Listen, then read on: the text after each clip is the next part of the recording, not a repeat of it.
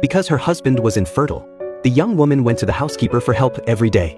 The housekeeper was more than happy to help her, because once the child was born, he could inherit the entire family fortune.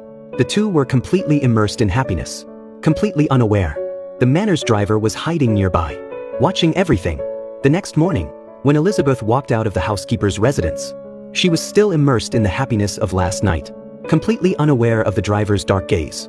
After the car had been driving for a while, Elizabeth finally realized this was not the way back. She shouted at the driver. Unexpectedly, the driver directly stated that he had seen what happened last night.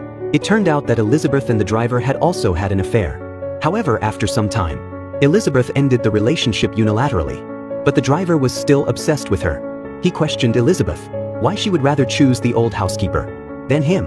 Unexpectedly, what Elizabeth said next hurt his heart deeply. She said compared to the driver, the housekeeper was a real man. The driver broke down. He said he would report this to Elizabeth's mother-in-law. Elizabeth finally felt scared. She began to pretend to be pitiful, saying she just wanted a child. If she couldn't have a child, she would be driven out of the manor. However, the driver was completely immersed in anger. Seeing that showing weakness was useless, Elizabeth started to grab the steering wheel. After a struggle, the car lost control. Elizabeth climbed out covered in blood. She was horrified to find the driver was no longer breathing. Looking at the man she had once loved, Elizabeth couldn't help but cry sadly. However, for her own happiness, she had to do this. Looking at the driver on the ground, she made an important decision.